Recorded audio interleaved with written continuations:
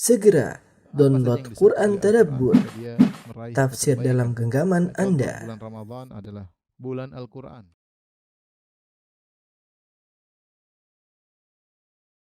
Bismillahirrahmanirrahim. Assalamualaikum warahmatullahi wabarakatuh.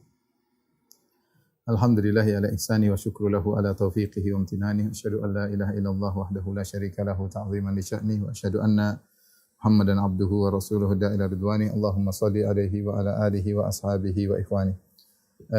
Ikhwan dan akhwat yang dirahmati Allah Subhanahu wa taala. Rekan-rekan dari ITB yang dirahmati Allah Subhanahu wa taala, Majelis Taklim Tiba Mengaji. Kita melanjutkan bahasan kita dari pembahasan syarah kitab Tauhid. Kita sampai pada bab yang ke-15 tentang rasa takut malaikat kepada Allah Subhanahu wa taala. Itu firman Allah tentang firman Allah hatta idza fuzzi'a an qulubihim qalu madza qala rabbukum qalu al-haqqa wa huwal aliyyul kabir. Sehingga apabila telah dihilangkan rasa takut dari hati mereka, para malaikat, para malaikat berkata, apakah yang telah difirmankan oleh Tuhanmu? Mereka menjawab perkataan yang benar, dan dialah yang maha tinggi lagi maha besar. Dialah maha tinggi lagi maha besar. Bab ini dibawakan oleh Syekh Muhammad bin Abdul Wahhab rahimahullahu taala untuk menjelaskan bahwasanya malaikat yang begitu hebat, makhluk yang luar biasa, ya, itu pun takut kepada Rabbul Alamin, ya. Yakhafuna rabbahum min fawqihim, ya. Bahwasanya mereka takut kepada Rabb mereka yang berada di atas mereka. Padahal betapa dahsyatnya malaikat, betapa hebat kekuatan malaikat, ya. Dan sangat dekat dengan Allah, sangat takwa kepada Allah, ya. Tetapi malaikat saja tidak berhak untuk disembah karena dia pun takut kepada Allah Subhanahu wa taala. Maka dibawalah oleh Imam Muhammad bin Abdul Wahhab Quran surat Saba ayat 23 yang tadi kita bacakan, hatta idza fuzzi'a an qulubihim, sehingga ketika dicabut rasa takut dari hati-hati mereka, ya. Hatta idza fuzzi'a an qulubihim, dicabut rasa takut dari hati-hati mereka. Hati-hatinya siapa? Hatinya para malaikat. Dan ini dalil bahwasanya malaikat memiliki sifat-sifat yang Allah sebutkan dalam Al-Quran, seperti memiliki sayap, uli ajnihah, masna wa thulatha wa ruba' yazidu fil khalqi ma yasha, ja'ilul malaikati rusulan uli ajnihah. Kata Allah, Allah telah menjadikan malaikat memiliki sayap-sayap. Ada yang 3, ada yang 4, ada yang 2, ada yang 3, ada yang 4. Yazidu fil khalqi ma yasha, ada yang lebih daripada itu, seperti malaikat Jibril yang memiliki sayap 600 sayap, ya. Jika salah satu sayapnya dibuka, maka akan menutup cakrawala, yang ini menunjukkan dahsyatnya malaikat. Dan malaikat memiliki zat yang tercipta dari cahaya, ya. Cahaya selalu menunjukkan akan kesucian, tercipta dari cahaya. Dan malaikat memiliki fisik, ya. Fisiknya tadi diantaranya memiliki sayap, memiliki tubuh, kemudian memiliki wajah, ya. Disebutkan punya telinga. Datang dalam hadis-hadis, di antaranya memiliki qalb. Qalb itu jantung dalam bahasa Arab. Hatta idza fuzzi'a an qulubihim. Kata Allah, tatkala dicabut rasa takut dari jantung mereka. Tentunya jantung malaikat tidak sama dengan jantung manusia, ya. Kalau manusia jantung ada denyutnya, ada klepnya, ada katupnya, ada aliran darah, ya. Kemudian bisa mengalami penyumbatan kalau terlalu banyak makan kolesterol dan macam-macamnya. Tentu jantung malaikat tidak demikian. Jantung malaikat tidak demikian. Karena malaikat asal tidak makan. Malaikat tidak makan, tidak minum. Dan ini ada kehebatan malaikat. Sampai ketika Nabi Ibrahim alaihissalam menghidangkan makanan kepada malaikat, ya. Faqarraba ilaihim, ya. Qala ala ta'kulun, malaikat, makanan sudah dihidangkan depan malaikat, itu malaikat menjelma menjadi manusia. Kemudian mereka tidak makan-makan, ya. Tidak menyentuh makanan tersebut. Ala ta'kulun, tidaklah kalian makan. Fa aujasa minhum khifa. Akhirnya Nabi Ibrahim takut. Qalu la takhaf. Ya. Jangan kau takut wahai Ibrahim. Jadi Ibrahim ternyata melihat mereka, kok ini manusia tidak makan, ternyata mereka adalah malaikat. Tidak makan. Dan yang menakjubkan, mereka tidak makan tapi kekuatan mereka luar biasa, ya, tidak pernah letih, tidak pernah capek, padahal tidak makan. Subhanallah, bagaimana Allah ciptakan mereka dengan sumber energi yang tidak perlu diisi dengan energi makanan dan minuman, tapi malaikatnya sendiri energik. Ingin saya sampaikan di sini, tentu jantung malaikat tidak sama dengan jantung manusia, yang manusia harus diberi asupan gizi untuk jantung, kemudian harus ada aliran darah ya. Kalau macet aliran darah maka jantung bisa bermasalah, bisa berpenyakit dan yang lainnya ya. Tentu jantung malaikat tidak sama dengan jantung manusia. Nah, kalau ini sekedar faedah, kalau di antara makhluk saja namanya sama-sama jantung, bisa berbeda hakikatnya dan sangat jauh berbeda antara jantung malaikat dengan jantung manusia ya. Itu saja bisa berbeda, apalagi antara kesamaan nama antara makhluk dengan Khalik. Tentu akan tidak bisa dianalogikan sama sekali. Jantung manusia tidak bisa dianalogikan dengan jantung malaikat. Kenapa tidak bisa dianalogikan? Karena sumber penciptaannya berbeda. Manusia tercipta dari tanah. Kemudian untuk hidup maka jantungnya harus diasupi dengan gizi, aliran darah dan macam-macamnya. Malaikat tidak. Malaikat tercipta dari cahaya, tidak makan, tidak minum, mereka terus bisa beraktivitas. Ya. Kalau antara makhluk dengan makhluk saja bisa berbeda, ya apalagi antara makhluk dengan Khalik. Kalau kita bilang wajah manusia dengan wajah Allah tentu tidak bisa disamakan, tentu tidak bisa disamakan ya. Kata Nabi sallallahu alaihi wasallam, hijabuhun nur law kushifa la ahraqat subhatu wajhi man taha ilaihi basaruhu min khalqih. Hijab Allah adalah cahaya, kalau cahayanya disingkap maka subhatu wajhi, maka cahaya wajah Allah akan membakar seluruh yang dilihat oleh Allah Subhanahu wa taala. Betapa dahsyatnya wajah tersebut. Yang wajah tersebut adalah kelezatan terindah pada hari kiamat kala. Bahkan ini diakui oleh Abu Hasan Al-Asy'ari. Abu Hasan Al-Asy'ari dalam kitabnya menyatakan bahwasanya nikmat terindah di surga adalah memandang wajah Allah Subhanahu wa taala ya. Memandang wajah Allah Subhanahu wa taala. Itu wajah tersebut tidak bisa disamakan dengan wajah makhluk. Oleh karenanya kalau di antara makhluk saja bisa beda meskipun namanya sama. Dan ini sering ditakrir oleh Ibnu Taimiyah rahimahullah. Beliau menyebutkan di antara makhluk, bahkan di antara dunia dan penghuni surga. Ya. Ada sungai dunia dengan sungai surga berbeda, buah di dunia dengan buah di surga berbeda, wanita dunia dengan wanita di surga berbeda. Ya. Apalagi antara makhluk dengan Khalik. Dalam contoh ini adalah manusia dengan malaikat. Sama-sama makhluk, tapi karena sumber zatnya berbeda, maka meskipun namanya sama-sama jantung, qalbun, tetapi hakikatnya berbeda. Nah, kalau antara makhluk saja berbeda, apalagi antara makhluk dengan Khalik. Oleh karena tidak pantas bagi kita ketika kita menyebut wajah Allah kemudian kita membayangkan seperti Khalik. Saya suruh antum bayangkan jantung malaikat, antum enggak mampu. Mana jantung malaikat kayak apa? Enggak bisa terbayangkan. Enggak sampai logika kita. Enggak sampai. Ya, dan tidak mungkin kita bisa membayangkan jantung malaikat. Ya. Apalagi kita disuruh menghayal tentang zat Allah, tidak mungkin. Karena kita baru bisa mungkin membayangkan tentang kaifiyah zat Allah kalau kita tahu tentang kaifiyah zatnya. Kalau kita tahu kaifiyah sifat Allah, kita tahu kaifiyah zatnya. Ya. Makanya kalau orang tanya, bagaimana Allah beristiwa? Kita bilang, kaifa zatuhu. Kalau gitu bagaimana zat Allah? Kalau kau tahu bagaimana zat Allah, baru kita bisa bilang bagaimana kau tahu kaifiyat tentang istiwanya. Kalau engkau tidak tahu bagaimana kaifiyat zatnya, engkau tidak bakalan tahu kaifiyat sifatnya. Karena kaidah al-kalam fi sifat far'un anil kalam fi dzat. Pembahasan tentang sifat adalah cabang dari pembahasan tentang zat. Ini sekedar faedah.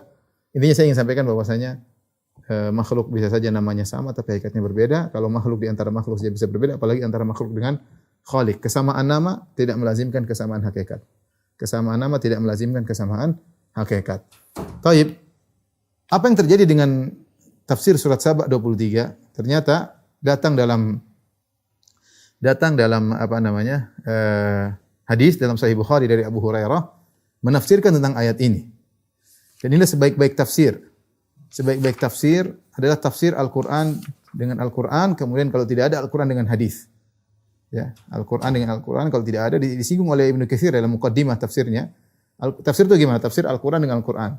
Ini banyak dipakai oleh Ibnu Katsir termasuk ulama tafsir yang perhatian dengan masalah ini, Ibnu Katsir. Demikian juga misalnya Syekh Muhammad Al-Amin Syinqiti dalam kitabnya Adwaul Bayan. Beliau selalu berusaha mentafsirkan ayat dengan ayat. Ini metode tafsir terbaik. Ya, karena Al-Quran adalah muhkam, kokoh, berkaitan satu dengan yang lainnya. Yang kalau tidak ada Al-Quran dengan Al-Quran, maka tafsir ayat dengan hadis. Ayat dengan hadis. Karena yang sebaik-baik, yang lebih tahu tentang Al-Quran adalah Rasulullah sallallahu alaihi wasallam. Kalau tidak ada hadis, baru kemudian metode mentafsiran antara Al-Quran ditafsirkan dengan perkataan para sahabat. Dan inilah yang disampaikan oleh Ibnu Jarir At-Tabari. Ibnu Jarir At-Tabari dalam tafsirnya selalu menukil perkataan para sahabat. Kalau enggak ada perkataan para sahabat, dia nukil perkataan para tabi'in. Karena mereka adalah generasi salaf, mereka lebih ngerti tentang Al-Quran daripada kita. Ya. Kalau tidak ada, semuanya tidak ada, baru kemudian dengan konsekuensi dari linguistik bahasa Arab, yaitu dari secara bahasa. Baru kita secara bahasa. Maka inilah metode yang tepat. Jadi ayat dengan ayat ditafsirkan dengan ayat. Kalau enggak ada, ayat ditafsirkan dengan hadis. Kalau enggak ada, ayat ditafsirkan dengan perkataan sahabat maupun perkataan tabi'in. Kalau tidak ada, baru dengan bahasa. Ya, karena Al-Quran turun dengan bahasa Arab. Ketika tidak ada tafsir yang mendukung akan hal ini, maka kembali kepada secara linguistik, secara bahasa. Nah, di antara kesalahan sebagian orang-orang yang asal nafsir, mereka langsung ke metode bahasa, meninggalkan perkataan, meninggalkan ayat yang lain, meninggalkan hadis, ya, meninggalkan perkataan salaf, langsung menuju bahasa. Seperti menafsirkan misalnya Jahmiyah mengatakan, wa huwa ma'akum aina ma kuntum. Sungguhnya Allah bersama kalian di mana kalian berada. Langsung mengambil bahasa, maksudnya adalah begini. Maksudnya Allah di mana-mana, ini contoh.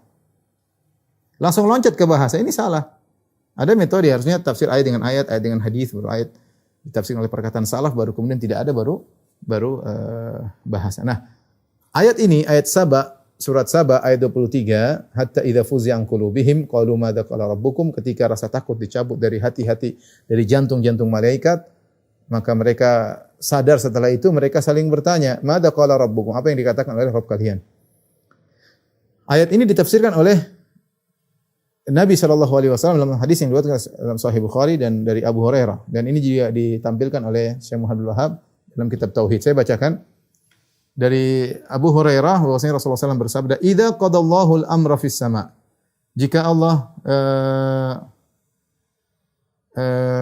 Allah menetapkan perkara di langit, darabatil malaikatu bi ajnihatiha, maka malaikat mengepak-ngepakkan sayapnya, khudha'anan liqaulihi, tunduk kepada firman Allah Subhanahu wa taala. Mereka takut ketika Allah memutuskan suatu perkara, malaikat memukul-mukulkan sayapnya, mengibas-ngibas sayapnya, bi ajnihatiha khudha'anan, karena tunduk kepada firman Allah Subhanahu wa taala, kepada ayat-ayat Allah, pada perkataan Allah. Liqaulihi itu tunduk kepada perkataan Allah.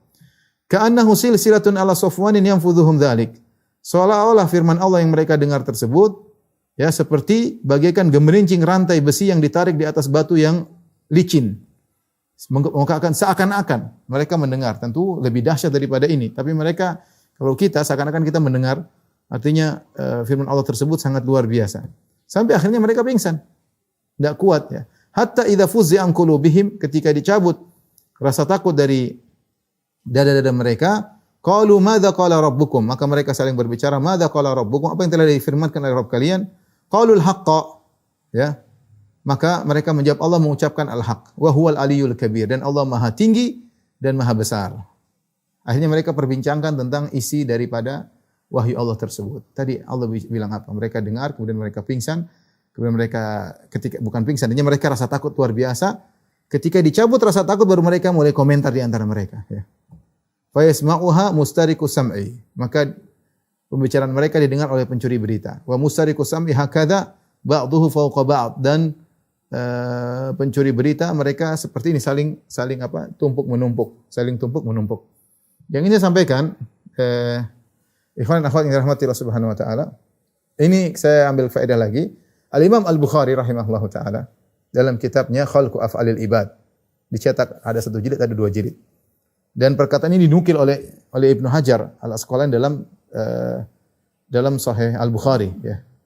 Dalam kitab Tauhid, ya, di bab terakhir dari Fathul Bari. Dia nukil bagaimana Al-Imam Al-Bukhari berdalil dengan hadis ini bahwasanya Allah berbicara dengan suara. Allah berbicara dengan suara karena di antara akidah Ahlussunnah wal Jamaah Allah berbicara dengan suara. dengan huruf dan suara dan didengar. Dan ini akidah Ahlussunnah wal Jamaah. Al-Imam Al-Bukhari berdalil dengan hadis ini dan juga dengan hadis yang lain ketika pada hari kiamat kelak Allah nada fayunadi bi sautin yasma'uhu man qarub kama yasma'uhu man ba'ud kama yasma'uhu man qarub. Kata Nabi SAW, fayunadi, pada hari kiamat kelak Allah akan menyeru. Nida itu suara. Nida bahasa Arab artinya menyeru, artinya suara, bersuara. Ya, bisautin. Nabi mengatakan dengan suara jelas, bisautin. Hadis sahih. Ini dijadikan dalil oleh Imam Bukhari agar kita tahu bahwa akidah kita akidahnya Imam Bukhari. Bisautin yasma'uhu man qarub kama yasma'uhu man ba'ud kama yasma'uhu man qarub. Didengar oleh orang yang jauh maupun orang dekat sama saja. Apa kata Imam Al-Bukhari mengomentari hadis ini? Bahwasanya Allah berbicara dengan suara, tapi suara Allah tidak sama dengan suara makhluk. Kalau suara makhluk semakin jauh didengar, semakin tidak terdengar. Kita bicara sama orang semakin jauh, semakin kecil mendengar suara kita, semakin jauh semakin tidak terdengar. Tapi Allah berbicara dengan suara yang dekat jauh sama saja mendengar. Ini menunjukkan Allah punya suara, tapi suara Allah tidak sama dengan makhluk. Kemudian Imam Bukhari membawakan hadis ini yang sering kita baca. Di antara dalil akan hal ini, bahwasanya suara Allah tidak sama dengan suara malaikat. Buktinya malaikat kalau mendengar suara Allah mereka sampai ketakutan. Lain halnya mereka ketika mendengar suara di antara mereka, mereka tidak takut. Imam Bukhari jelasin. Buktinya ketika mereka saling bertanya-tanya, qalu madza qala rabbukum? Apa tadi yang diucapkan oleh Rabb kalian? Qaulul haq, Allah telah menyampaikan kebenaran begini. Ketika mereka saling berbicara, malaikat dengan malaikat saling mendengar suara di antara mereka, mereka tidak ada masalah. Tetapi ketika mereka mendengar firman Allah, mereka ketakutan. Seakan-akan ka'annahu silsilatun ala safwanin yanfudhuhu dzalik. Seperti suara yang seperti rantai yang ditarik di atas batu yang licin, sangat memekakan telinga sampai masuk ke dalam jantung mereka, rasa takut tersebut. Masuk dalam jantung mereka. Inilah akidah Ahlussunnah wal Jamaah. Maksudnya Allah berbicara dengan suara yang didengar. Dan hadis ayat terlalu banyak akan hal ini. Ya, ayat terlalu banyak akan hal ini. Ya. Di dunia Allah berbicara dengan sebagian nabinya, di hari kiamat juga Allah akan berbicara dengan bertanya kepada orang-orang, ya. Allah tegakkan hujah, Allah bertanya kepada mereka yang mereka dengar pembicaraan tersebut dan mereka bisa menjawab. Mereka bisa menjawab, ya. Taib, ini hanya istitrat, hanya tambahan. Kita kembali kepada tujuan dari hadis ini. Hadis ini, ya, ingin menjelaskan bahwasanya malaikat yang sangat dekat dengan Allah takut kepada Allah. Takut kepada Allah. Ya, kemudian sampai rasa takut dari jantung mereka dicabut, baru mereka bisa bicara dengan normal. Ketika mereka sedang bicara dengan normal, ternyata pembicaraan mereka didengar oleh pencuri berita. Pencuri berita maksudnya setan. Wa mustariqus sami hakadza ba'dhu fawqa ba'd. Dan pencuri berita tersebut begini, saling tumpuk menumpuk. Maksudnya para jin, setan-setan. Ya.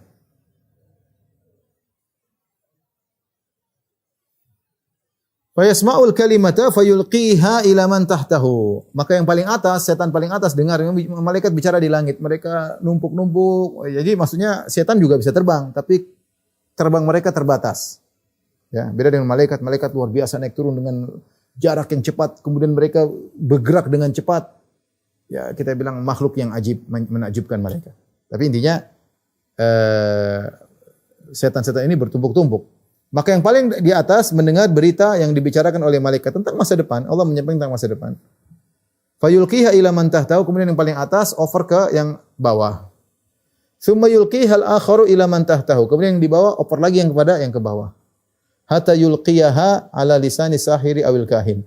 Sampai dioper sampai pada lisannya dukun atau penyihir.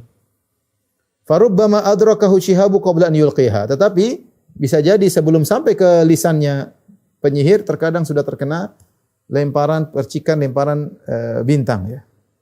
Ya, percikan bintang kena mereka atau ada api yang mengenai mereka. Warubbama alqaha qabla an yudrikahu. Terkadang mereka di langit, ya, sudah lempar dulu, sudah over berita baru kena lemparan bintang. Intinya terkadang berhasil, terkadang tidak berhasil. Fa yakdzibu ma'aha mi'ata kadzbah, maka sang dukun menambah dengan 100 kedustaan. Fa yuqalu, maka dikatakan alaysa qad qala lana yauma kadza wa kadza? ya, maka dikatakan tentang sang dukun, bukankah sang dukun pernah berkata pada kita, pada hari ini akan terjadi ini dan ini? Fa yusaddaqu bitilkal kalimati allati sumi'at minas sama. Maka dukun tersebut dibenarkan, ya, akibat berita yang didengar dari langit. Hadis ini bercerita tentang bagaimana keterkaitan dukun dengan syaitan. Bahwasanya dukun asli yang punya hubungan benar-benar dengan syaitan, terkadang dia meramal benar. Tetapi ini dahulu sebelum Nabi diutus, kemungkinannya besar. Karena Nabi ditanya, ya Rasulullah, betapa sering dukun meramal ternyata benar. Nabi cerita, kenapa terkadang dukun meramal itu bisa benar? Allah memberi ujian, ya. Ada ujian. Terkadang Allah menyampaikan berita tentang masa depan kepada para malaikat, dan malaikat memperbicarakan berita tentang masa depan tersebut. Ada setan yang dengar. Dia over sampai ke lisannya dukun atau lisannya penyihir. Oleh karenanya kalau ada dukun meramal sesekali benar, maka yakinlah itu dukun asli. Benar-benar dia punya hubungan dengan setan. Tapi kalau ada orang ngaku dukun ngeramal salah terus, ini dukun palsu. Berarti dia sok-sok jadi dukun. Belum tentu dia punya hubungan dengan setan. Belum tentu dia punya hubungan dengan syaitan. Justru kalau ada orang ramal benar, ini kita bilang ya. Inilah dukun apa? Dukun asli. Inilah dukun asli. Berarti dia punya hubungan dengan syaitan, ya. Dia punya hubungan dengan syaitan. Dan menakjubkan di sini, sang dukun dia tambah dengan 100 kedustaan. Fayakdzibu ma'aha mi'ata kadzbah. Dukun tambah dengan 100 kedustaan. Dia dengar mungkin samar-samar, tidak jelas pasti, dia tambah-tambahin, diperindah, ya. Terkadang dia bilang insya Allah saya enggak mau mendahului Tuhan, saya begini, ini kira-kira begini, ditambah-tambahin. Kalau yang disampaikan kepada dia tidak begitu jelas, ditambah-tambahin. Kalau jelas dia bisa memastikan dan macam-macam, ya. Yang menakjubkan di sini, gara-gara dia pernah benar sekali di antara 100 kedustaan, dia pernah benar sekali. Orang-orang akhirnya itu yang diingat. Fayuqal alaysa qad qala lana yauma kadza wa kadza kadza wa kadza. Bukankah dukun ini pernah berkata kepada kita akan terjadi demikian dan benar-benar terjadi? Terjadi demikian dan benar-benar terjadi, ya. Fa yusaddaqu, maka dukun tersebut dibenarkan oleh masyarakat bitilkal kalimati lati sumi'at minas sama. Gara-gara satu berita tersebut, dia selalu dibenarkan oleh masyarakat. Ini dijadikan dalil oleh Syekh Abdul Wahab bagaimana masyarakat justru berpegang kepada kebatilan, ya. Ini dukun pernah benar sekali, 100 kali ngeramal salah. Cuma ngeramal sekali benar. Itu selalu diingat. Benarnya dukun diingat-ingat sehingga dukun tersebut jadikan pegangan. Orang datang meskipun dia ngeramal sudah 100 kali salah. Tapi karena dia pernah ngeramal sekali benar, semua orang percaya sama dia. Berbeda dengan sebaliknya dengan sebagian dai, terkadang sudah sering benar, terkadang salah sekali 2 kali, ditinggalkan oleh sebagian orang. Kebalik. Yang kebaikannya dilupakan. Kesalahannya diingat-ingat bahkan ditinggal. Dukun sebaliknya. Dia benar sekali 2 kali, ya. Benar sekali 2 kali, salahnya 100 kali, yang diingat benarnya tersebut sekali 2 kali tersebut. Ini hal yang menyedihkan yang terjadi di masyarakat. Oleh karena dari sini kita tahu bahwasanya kalau ada yang ngaku tahu ilmu gaib, maka tidak benar, yang tahu hanyalah Allah Subhanahu wa taala, dan Allah memberitahukan kepada sebagian nabi. Kata Allah, alimal ghaibi fala yudhiru ala ghaibihi ahada illa man irtada min rasulin. Dialah Allah yang mengetahui ilmu gaib, dan Allah tidak membukanya kepada siapapun kecuali kepada para rasul. Allah hanya kasih tahu kepada malaikat, rasul dari kalangan malaikat, rasul dari kalangan manusia. Ya, sebagai penguat mukjizat bagi mereka, Allah kabarkan sebagian ilmu gaib. Adapun selain rasul malaikat dan rasul manusia yaitu para nabi, maka tidak ada yang tahu ilmu gaib. Enggak ada. Firasat beda, kalau firasat Allah berikan kepada orang beriman, dia ada firasat. Sepertinya itu oke. Tapi kalau meramal hal yang masa depan, ya, memastikan itu hanya nabi atau dukun, hanya nabi atau dukun. Baik, kita lanjutkan. Dalil berikutnya masih berbicara tentang malaikat. An-Nawas bin Sam'an dia menuturkan bahwasanya Rasulullah SAW bersabda. An-Nawas bin Sam'an radhiyallahu anhu. Kata Nabi SAW, "Idza aradallahu ta'ala an yuhya bil amri takallama bil wahyi." Jika Allah hendak mewahyukan suatu perintah, perhatikan, takallama bil wahyi. Allah berbicara dengan wahyu. Takallama, Allah berbicara dengan wahyu. Akhadhatis samawati minhu rajfah. Maka langit pun bergerak, ya, gara-gara firman Allah tersebut. Atau qala ra'datan syadidatan, ya. Atau rasa takut yang kuat. Khaufan min Allah, karena takut kepada Allah. Fa idza sami'a dzalika ahlus samawati su'iku wa kharru sujada. Kalau penghuni langit mendengar firman Allah tersebut, maka mereka pun ketakutan dan mereka tersungkur sujud. Fayakunu awwala man yarfa'u ra'sahu Jibril. Penghuni langit malaikat tersungkur sujud takut kepada Allah. Ya, yakhafuna rabbahum min fawqihim. Allah sebutkan mereka malaikat tersebut takut kepada Allah yang berada di atas mereka. Yang pertama kali hilang rasa takutnya mengangkat kepalanya adalah Jibril. Fayukallimuhu Allahu min wahyihi bima arada. Maka terus Allah menyampaikan wahyu kepada malaikat Jibril yang Allah kehendaki. Tsumma yamuru Jibril alal malaikah. Kemudian Jibril melewati malaikat mengabarkan, kullama marra bisama'in sa'alahu malaikatuha, madza qala rabbuna ya Jibril. Setiap Jibril melewati langit, maka malaikat penghuni langit bertanya, wahai Jibril, apa yang diwahyukan oleh Rabb kami? Fayaqulu Jibril menjawab, qalal haqqa wa huwal aliyul kabir. Allah telah menyampaikan kebenaran, Dia Maha tinggi, Maha besar. Fayaquluna kulluhum mithla ma qala Jibril, maka semuanya berucap seperti ucapan Jibril, yaitu qalal haqqa wa huwal aliyul kabir. Allah menyampaikan kebenaran dan Dialah Maha tinggi dan Maha besar. Fayantahi Jibrilu bil wahyi ila haitsu amarahu Allah. Maka Jibril menyampaikan wahyu sesuai dengan yang diperintahkan oleh Allah Subhanahu wa taala. Ini tadi adalah hadis-hadis ayat dari surat Saba ayat 23 yang kemudian ditafsirkan dengan dua hadis yang diriwayatkan oleh Al-Imam Al-Bukhari di antaranya, ya, baik hadis Abu Hurairah, kemudian juga tadi ada hadis Nawas bin Sam'an, ya. Yang ini semua menjelaskan tentang bahwasanya malaikat adalah makhluk yang sangat hebat, ya. Saya akan bacakan kehebatan malaikat, ya. Artinya ini logika sederhana, artinya gimana kamu kemudian menyembah mayat, menyembah wali misalnya, malaikat lebih hebat dari mereka. Malaikat lebih hebat daripada mayat-mayat, malaikat lebih hebat dari wali-wali dan mereka tidak pantas disembah. Lebih dekat mana? Wali dengan Allah atau malaikat dengan Allah? Lebih dekat malaikat. Malaikat di langit. Dekat. Al-malaikatul muqarrabun. Malaikat yang dekat dengan Allah Subhanahu wa taala. Dekat. Allah berbicara dengan malaikat. Tadi hadis-hadisnya jelas. Tapi kalau malaikat saja tidak berhak untuk disembah, apalagi manusia. Di antara keistimewaan malaikat yang berkaitan dengan ketakwaan, pertama, malaikat sangat dekat di sisi Allah. Berbeda dengan manusia yang tinggal di bumi, jauh dari Allah. Allah sering bertemu dan berbicara dengan para malaikat. Allah berfirman, fa in istakbaru, dalam surat Fussilat ayat 38.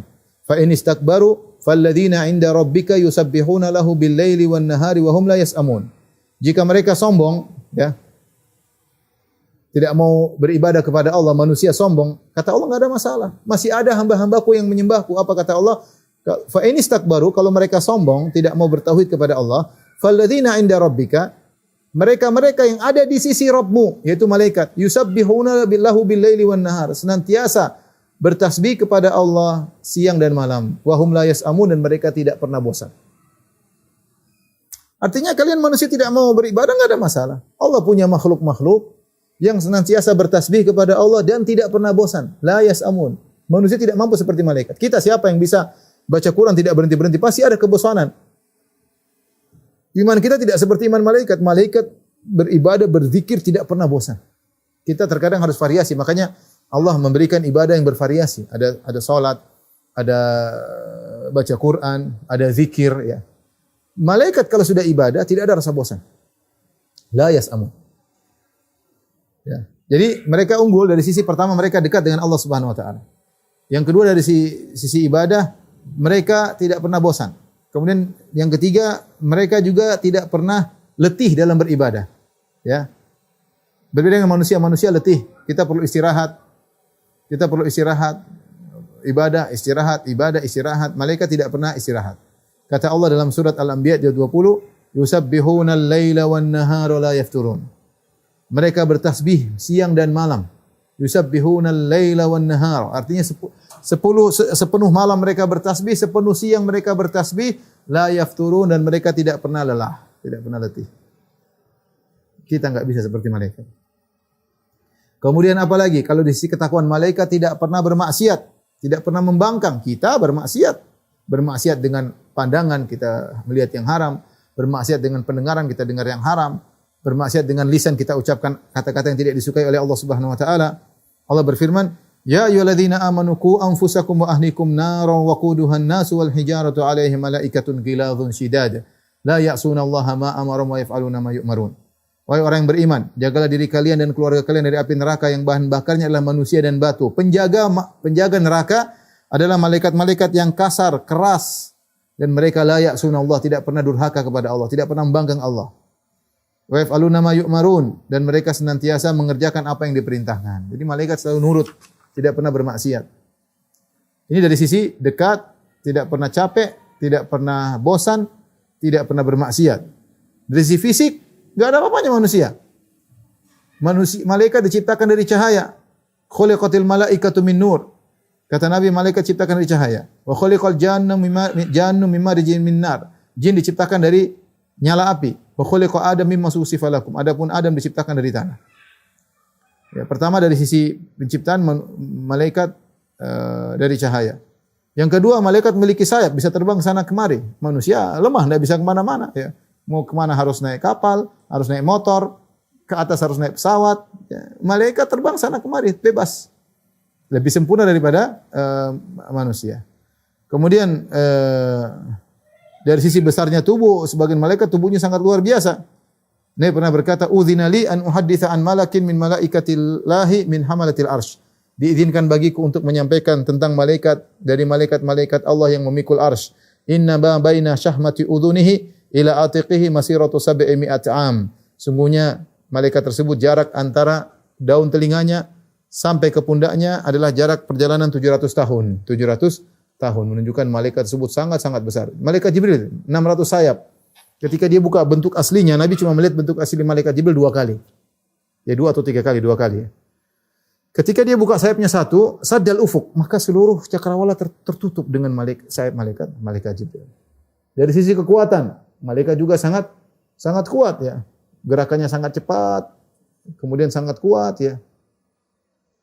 Sampai disebutkan dalam sebagian buku tafsir yang mengangkat negeri Sodom dan negeri-negeri sekitarnya pelaku homoseksual diangkat ke langit turun ke bawah adalah sayapnya malaikat Jibril. Sayapnya malaikat Jibril. Ini tidak ada hadis yang khusus masalah ini, tapi disebutkan oleh para ahli tafsir.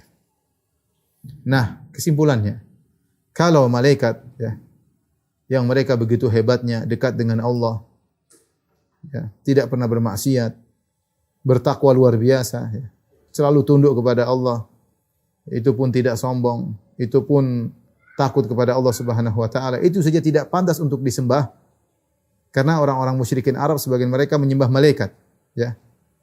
Mereka mengatakan malaikat adalah putri-putri Allah karena malaikat sangat luar biasa, mereka bilang putri-putri Allah. Allah berfirman, "Afa asfakum rabbukum bil banina wattakhadha minal malaikati inatha innakum lataquluna qawlan 'azima." Maka apakah patut Tuhan memilihkan bagi kalian anak laki-laki sedang dia sendiri mengambil anak-anak perempuan di antara para malaikat? Sungguhnya kamu benar-benar mengucapkan kata-kata yang besar dosanya. Jadi orang musyrikin dahulu kalau punya anak perempuan mereka bunuh anak laki-laki yang mereka simpan. Tapi mereka bilang Allah punya putri. Maka Allah bilang ini tilka idzan qismatun dhiza. Ini adalah pembagian tidak adil. Kalian tidak suka dengan anak perempuan tapi kalian bilang Allah punya anak perempuan yaitu malaikat. Menunjukkan bahwasanya mereka sebagian mereka menyembah malaikat dengan mengangkat atau menganggap malaikat tersebut adalah putri-putri Allah Subhanahu wa taala ya. Jadi kembali lagi jika ternyata malaikat yang begitu hebat, begitu luar biasa tidak pantas untuk disembah, apalagi makhluk yang lemah, enggak bisa apa-apa, kadang-kadang maksiat, kadang-kadang ini tidak bisa berbuat apa-apa. Malaikat saja enggak boleh. Sekarang kita malaikat penjabut nyawa. Orang bilang Israel, tapi dalilnya tidak ada. Apakah boleh kita berdoa, ya Israel jangan cabut nyawaku? Tidak boleh, syirik. Kita minta panjang umur sama Israel, ya Israel panjangkan umurku, jangan kau cabut nyawaku nanti 10 tahun lagi. Tidak boleh, syirik. Ada malaikat pengatur hujan, ada malaikat pembawa awan, ada malaikat, apa kita bilang enggak malaikat hujan, turunkan hujan, tidak boleh. Ya malaikat hujan tahanunnya enggak boleh, minta sama Allah Subhanahu wa taala. Ada malaikat pengatur gunung, gunung jangan hancurkan, jangan meledakkan dirimu, malaikat gunung tahan itu gunung, enggak boleh, hukumnya syirik. Ini padahal malaikat mampu. Dia mampu kalau dengan izin Allah Subhanahu wa taala. Nah, kemudian bagaimana logika seorang minta kepada mayat yang tidak bisa apa-apa? Yang kalau mati nggak bisa apa-apa, makanya kita yang mandikan, kita yang solatkan, kita yang kuburkan, kita yang kafankan, kita yang mandikan, kita yang pakaikan baju kain kafan, kita yang solatkan karena dia nggak bisa solat lagi. Ya kalau dia bisa solat, kalau dia bisa mandi, siapa yang mau dimandiin sama orang? Nggak mau lah kita ya. Kita nggak mau ya. Teman kita mandiin kita, ya malu lah. Kita mau mandi sendiri. Ini kita dimandi. Kenapa nggak bisa mandi sendiri? Kenapa dimandikan sama teman? Karena kita nggak bisa mandi lagi kalau sudah meninggal. Oh, dipakaikan baju sama teman, yang enggak lah, kita enggak mau, kita bisa pakai baju sendiri. Kalau kita sudah enggak bisa pakai baju sendiri kalau meninggal, maka dipakaikan baju sama teman. Terus kita disolatin, ngapain disolatin? Kita pingin solat, bukan disolatin. Tapi kalau kita sudah enggak bisa solat, gimana lagi? Kemudian dipikul karena enggak bisa jalan ke kuburan, kita dipikul kalau kita sudah meninggal. Apakah pantas kemudian kondisi mayat yang seperti ini sudah tidak bisa berbicara, sudah tidak bisa berjalan, sudah tidak bisa pakai baju sendiri, tidak bisa mandi, tidak bisa sholat, kemudian kita minta-minta kepada mayat tersebut? Ini sangat-sangat tidak logis. Wong malaikat yang begitu hebat saja, tidak boleh kita minta kepada para malaikat. Ini saya rasa pendalilan yang sangat hebat dari Syekh Muhammad Wahab rahimahullah ta'ala, logika yang sangat nyambung, agar seorang berpikir bagaimana kemudian diminta kepada makhluk, sementara malaikat yang begitu hebat saja takut kepada Allah Subhanahu wa ta'ala. Wallahu a'lam bishawab. Demikian saja kurang lebih yang saya sampaikan. Wabillahi taufiq wal hidayah. Assalamualaikum warahmatullahi wabarakatuh.